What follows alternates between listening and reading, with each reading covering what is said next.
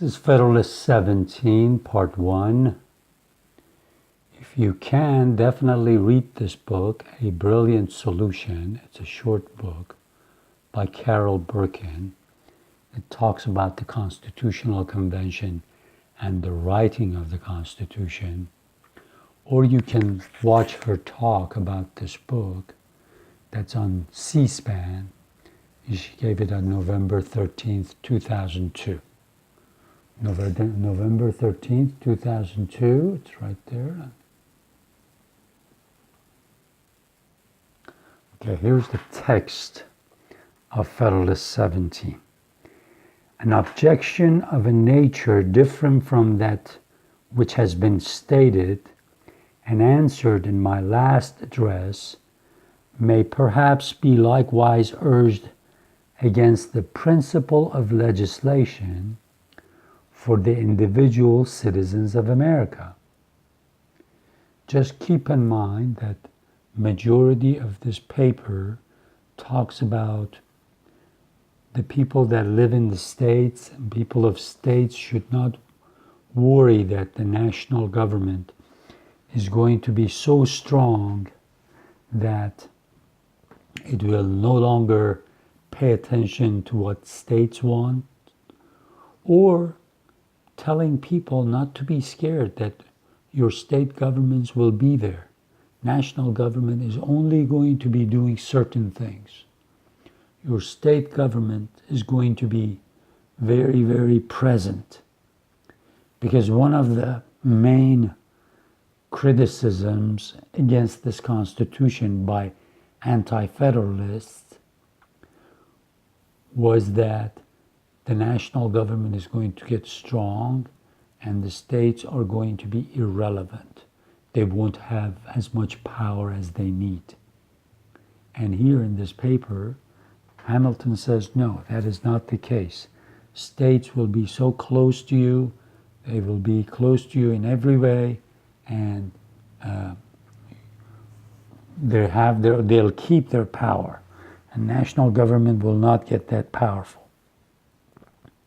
It may be said that it would tend to render the government of the Union too powerful, and to enable it to absorb those residuary authorities, those remaining authorities, which it might be judged proper to leave with the state for local purposes, allowing the utmost latitude to the love of power which any reasonable man can require. I confess I am at a loss to discover what temptation the persons entrusted with the administration of the general government could ever feel to divest the states of the authorities of that description. The regulation of mere domestic police of a state appears to me to hold out slender allurements to ambition. National government is not going to do what state government does. The police power will be in the hands of the state. Commerce, finance, negotiation, and war seem to comprehend all the objects which have charms for minds governed by that passion.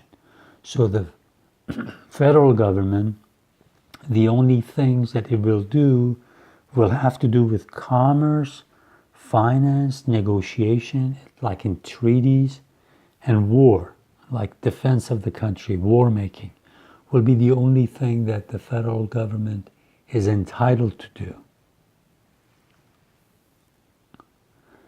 The administration of private justice between the citizens of the same state, supervision of agriculture and of other concerns of similar nature, all those things, in short, which are proper to be provided by local legislation, can never be desirable cares of general jurisdiction. Again, general jurisdiction, he's talking about the federal government. The federal government is not going to come and do certain things that the local courts, the local police, the local government can do or should do.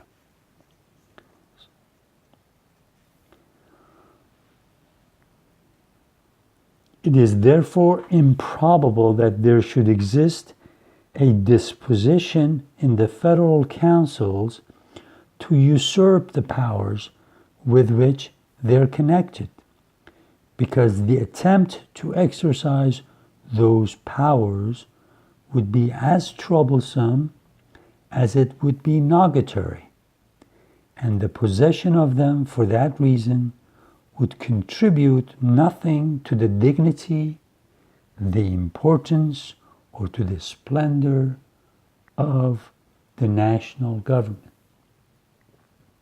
Some of these powers that our critics are saying we are trying to take away from the states, it will do nothing to add to the dignity and importance of the federal government. So federal government is not really interested in those powers. But let it be admitted, for argument's sake, that mere wantonness and lust of domination would be sufficient to beget that disposition. Still, it may be safely affirmed that the sense of the constituent body and of the national representatives, or, in other words, the people of several states, would control the indulgence of so extravagant an appetite. It will always be far more easy for the state governments to encroach upon the national authorities than for the national government to encroach upon the state authorities.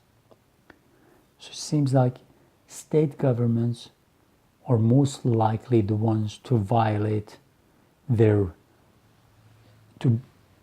to stay in the area that they are given, legally speaking, and they are the ones who are going to overstep the boundary and step into the area where national government is supposed to act, not the national government to the state government. It will always be far more easy for the state governments to encroach upon the national authorities than for the national government to encroach upon the state authorities. The proof of this proposition turns upon the greater degree of influence which the state governments, if they administer their affairs with uprightness and prudence, will generally possess over the people. If the state governments do the right thing, do what their people want, they will always be closer to the people, and people will hold them closer and dearer to them than the national government. But the state governments should really be for the people. A circumstance which at the same time teaches us that there is an inherent and intrinsic weakness in all federal constitutions, and that too much pains cannot be taken to their organization to give them all the force which is compatible with the principles of liberty. The superiority of influence in favor of the particular governments, again, state governments, would result partly from the diffusive construction of the national government, but chiefly from the nature of the objects to which the attention of the state administrations would be directed. Again, he says, majority of the work will be done by the state government. State governments are going to tend to be closer to people, whereas national government will be further away. So the people who are criticizing us, don't worry. Your people will be wanting you to be closer and to take care of their business, to assist them. National government will come later. So make sure that you read this book if you can, or watch a video of Carol Berkin's talk, Professor Carol Berkin's talk about this book on C-SPAN. It was given in November 13, 2002. And remember, I told you C-SPAN is probably one of the best resources for you to get to watch discussions, videos of discussions, lectures, and things like that.